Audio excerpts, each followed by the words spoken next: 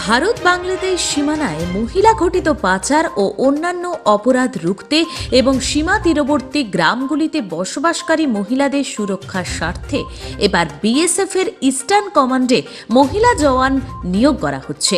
এর পাশাপাশি তৈরি হচ্ছে একটি মহিলা ব্যান্ডও, জানিয়েছেন বিএসএফ এর ইস্টার্ন কমান্ডের এডিজি যোগেশ বাহাদুর খুরানিয়া। আজ কলকাতার লর্ড সিনহা রোডে বিএসএফ এর হেডকোয়ার্টারে এক সাংবাদিক সম্মেলনে তিনি বলেন, বিএসএফ এর সীমানা বৃদ্ধি করা হলেও তাদের কাজ করতে কোনো অসুবিধা হচ্ছে না। 2022 সালে তারা সীমানা প্রাচীর দেওয়ার কাজ আরও বৃদ্ধি করার পাশাপাশি সীমানা এলাকায় যে কোনো ধরনের অপরাধ রুখতে এবং জওয়ানদের মধ্যে কোনো ধরনের দুর্নীতি রুখতে সিসিটিভি ক্যামেরা লাগানো হচ্ছে। এই স্মার্ট সলিউশন গড়ে তুলতে 3টি ফ্রন্টিয়ারে 50 কোটি টাকা বরাদ্দ করা হচ্ছে। ব্যুরো রিপোর্ট, জেন টিভি। और क्या मैकेनिज्म है सर कि इस पर जो है रोक लगाई This is a good question that you have raised. It is because of the zero tolerance towards connivance and corruption that we have seen better days in last few years. And that is one reason why you see this declining trend in trans-border crimes. Because the message has gone loud and clear, connivance will not be tolerated. BSF Act gives substantial powers to commanders at all levels to take action against the black sheep, as you mentioned, and also wherever required, wherever we think it is proper, that investigation needs to be done by other agencies, that recourse is also being taken to. I will like to send a message across through all of you that we in Border Security Force, we have been mandated to guard the borders of this country along Bangladesh and Pakistan. And I can say with full confidence that all my men are fully committed to this. And if we see any aberration, then whatever power has been given to us will be fully utilized to deal with those aberrations. Sir इसको एक सूची दी थी कि आपके कौन कौन से officers इस पशु तस्करी या गाय तस्करी मामले में लिप्त हैं। सतीश कुमार सबको पता है कि अरेस्ट भी हुए थे और कई लोग हैं, एक अकेले सतीश कुमार नहीं। आप लोगों ने क्या कार्रवाई की उनके खिलाफ? जैसा कि मैंने बताया, बीएसएफ एक्ट के अंदर पूरी क्षमता दी गई है, उस पूरी क्षमता का उपयोग करा जा रहा है। कई जो है कोर्ट मार्शल की प्रोसीडिंग प्रोसेस में है, कई हो चुकी हैं और कई डिफरेंट स्टेजेस ऑफ इंक्वायरी में हैं और उसका जो प्रोसेस है वो चल रहा है। और जैसा मैंने कहा कि जो ये ऊपर से नीचे तक एक संदेश किया है कि इसके ऊपर जीरो टॉलरेंस होगी, this is one reason that we see lot of improvement at the border. एक नंबर बताएंगे, संख्या बताएंगे, कोर्ट मार्शल हुआ है कितने कोर्ट मार्शल के प्रोसेस में है। एक अगर नहीं बताएंगे तो कई जो है ना, ये बहुत वेग वर्ड होता है कई। एक थोड़ा स्पेसिफिक अगर You have raised the question, we will respond to you. I will share the data.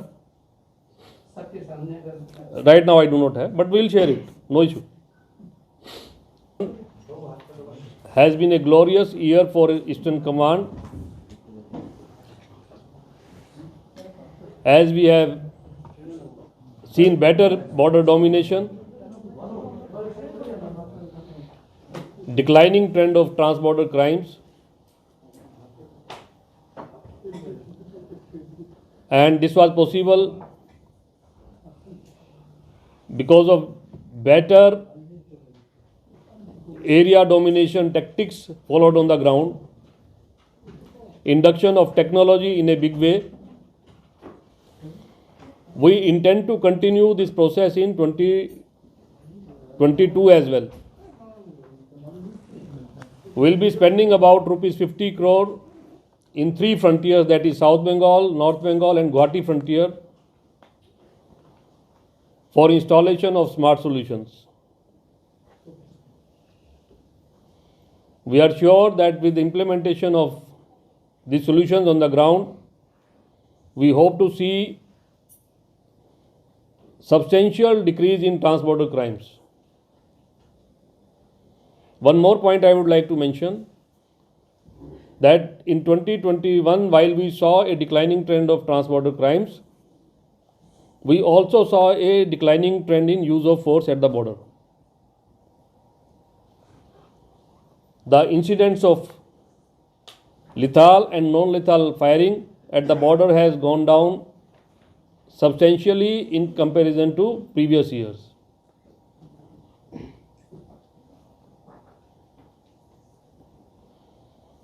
training, putting in place of SOPs, revision of our area domination SOPs, introduction of smart solutions have all contributed in this improved situation. Thank you. Military force BSF की companies में diploid होती है for election duties, लेकिन ये जो आपकी election के दौरान डिप्लॉयमेंट होता है, बहुत बार हम देखते हैं कि Bengal shares a porous border with Bangladesh, other north eastern states also, border के इलाके से आपकी कंपनीज विड्रॉ होती है फॉर इलेक्शन ड्यूटीज। और सर जहां पर अनफेंस्ड बॉर्डर है, मैन टू मैन आपको वहां पर पेट्रोलिंग करना पड़ता है, कितनी दिक्कतों का सामना करना पड़ता है, क्योंकि ये आपके जो बॉर्डर पे डिप्लॉयमेंट है उससे कंपनीज विड्रॉ हो रही है। देखिए, आप इसको ऐसे समझिए, हम ये मानकर चलते हैं कि ऐसी टास्किंग जो है समय समय पर होती रहेगी। हमारे देश की, हमारी सरकार की, हमारे इलेक्शन कमीशन की जहाँ पर रिक्वायरमेंट है और जैसा आदेश होगा उसका हम पालन करेंगे, लेकिन उसको पालन करने के बावजूद भी सीमा की सुरक्षा का भार हमारे ऊपर ही बना हुआ है और हमारे जो भी रिसोर्सेज हैं, उपलब्ध रिसोर्सेज हैं, उसके अंदर हम अपने मैंडेट को पूरा करने की कोशिश करते हैं और करते रहे हैं और करते रहेंगे।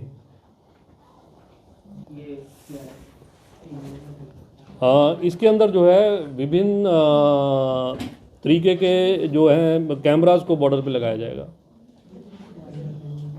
वो PTZ भी हो सकता है, बुलेट कैमरा भी होता है, जिस जगह का, जिस लोकेशन का जैसा रिक्वायरमेंट है उसके हिसाब से वहाँ पर वो व्यवस्था करी जाएगी। उसका it's a whole system, it's not only camera, it's a whole system. उसमें जो है आपका OFC केबल भी होगा और जो कंट्रोल रूम है वो भी बनेगा। इससे स्मार्ट सोल्यूशन से दो चीज़ों का फ़ायदा होता है। एक तो जो भी घटना घट रही है उसको कैमरे ने रिकॉर्ड कर लिया, आप कभी भी जाके देख सकते हैं कि घटना प्रकृति में कैसे हुई थी। तस्करों की संख्या बढ़ी है और आपने पकड़ा भी है, तो क्या जरूरत महसूस कर रहे थे कि महिला एक विंग हो जो उनकी तलाशी ले पाए या महिला सामने आकर? मैं आपको बिल्कुल कहा, इसकी ज़रूरत थी, इसीलिए जो है उनका रिक्रूटमेंट शुरू हुआ और जैसे जैसे हम उनका काम देख रहे हैं हमारा विश्वास उनमें और भी अधिक बढ़ रहा है और मैं समझता हूँ जैसे इनकी संख्या बढ़ेगी हमारी बॉर्डर मैनेजमेंट और इम्प्रूव होगी।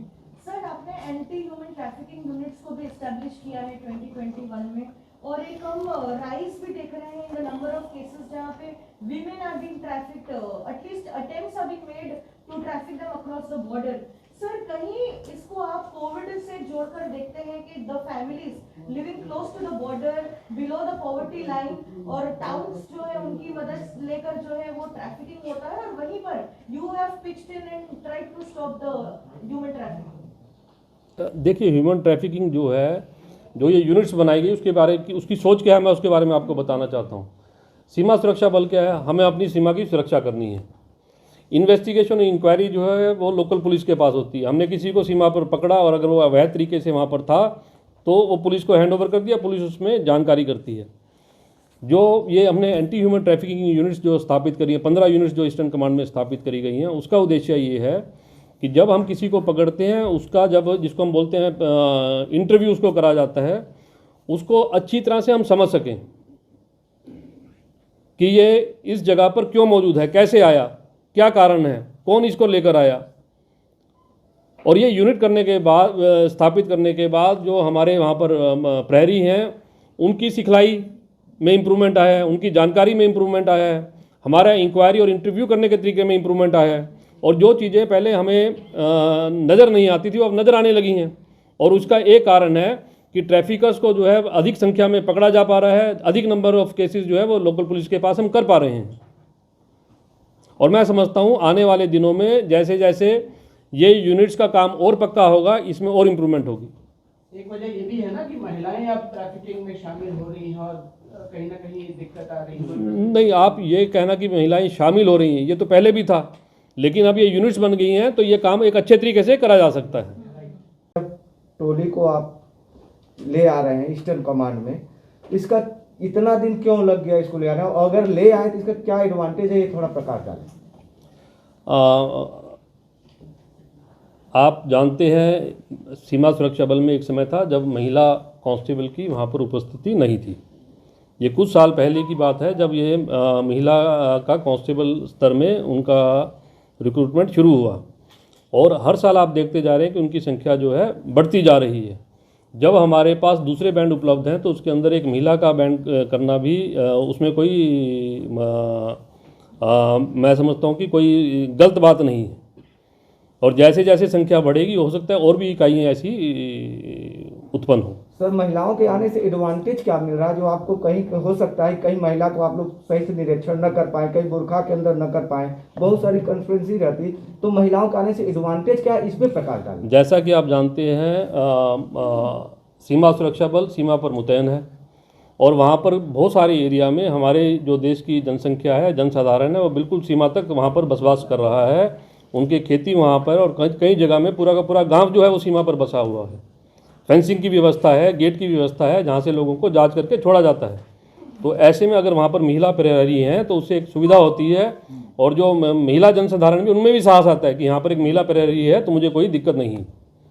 तो मैं समझता हूँ कि ये जो जब भी ये शुरू करा गया महिला प्रहरी की सेवा का, ये बहुत ही अच्छा है और भविष्य में मैं आशा करता हूँ इनका संख्या हमारे बल में और भी बढ़ेगी। सर, तो 1100 किलोमीटर का जो एरिया है वो अनफेंस्ड है, तो आखिर क्यों, मतलब क्यों नहीं हो पा रहा? प्रॉब्लम स्पेसिफिक बताएंगे कहाँ? जो 7 साल का आपने पीरियड कहा उसमें आप देखिएगा 7 साल में कितनी तरक्की हुई है। 7 साल पहले क्या अवस्था थी और आज क्या अवस्था है। इसको एक तरीके से तर्जमा करना ठीक नहीं होगा, इसको आप पूरा होलिस्टिक व्यू लीजिएगा, उसमें जो प्रोग्रेस है वो चल रही है। और मैं पूरे विश्वास के साथ कह सकता हूँ कि जिस ढंग का हमारा वार्तालाप है मैं समझता हूँ कि इसमें उत्तरोत्तर उन्नति होगी।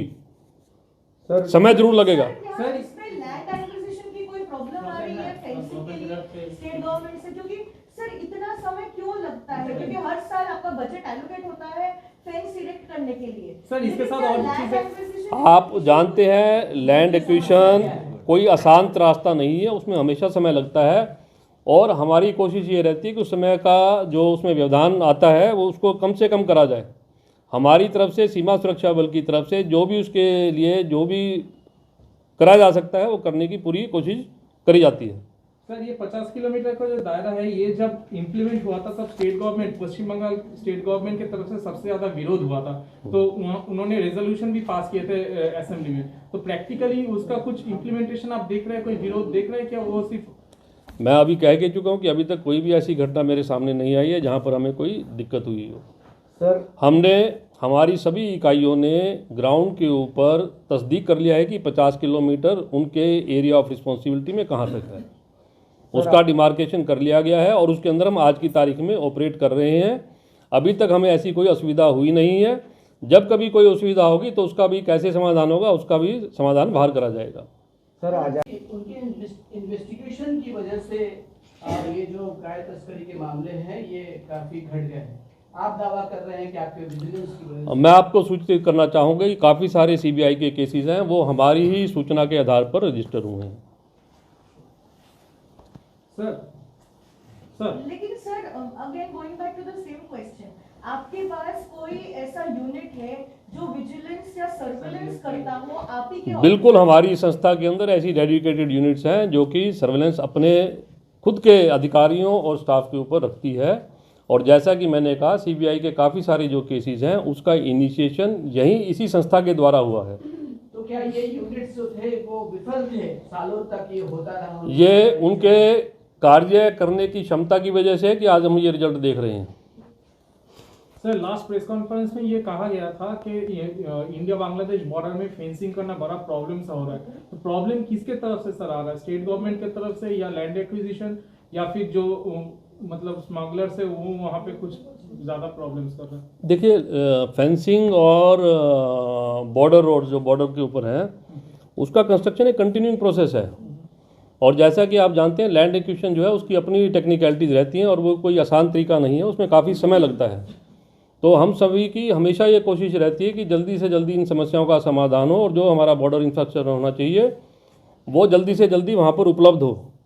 और मैं समझ रहा हूँ कि काफ़ी हद तक हमारी कोशिश सफल भी हो रही है। जैसा भी हमने आपको बताया कि इस साल में कई जगह पर हमारा जो है बॉर्डर रोड्स का कंस्ट्रक्शन भी आगे बढ़ा है, फेंस का कंस्ट्रक्शन भी आगे बढ़ा है और जहाँ जहाँ प्रॉब्लम है वहाँ पर वार्तालाप सभी स्टेक होल्डर के साथ जारी है और कोशिश है कि उन दिक्कतों को दूर करा जाए। ये 50 किलोमीटर के जो दायरा है ये बढ़ने के बाद स्टेट गवर्नमेंट की तरफ से आपको कोऑपरेशन मिल रही है, क्योंकि पुलिस एडमिनिस्ट्रेशन भी है वहाँ पे?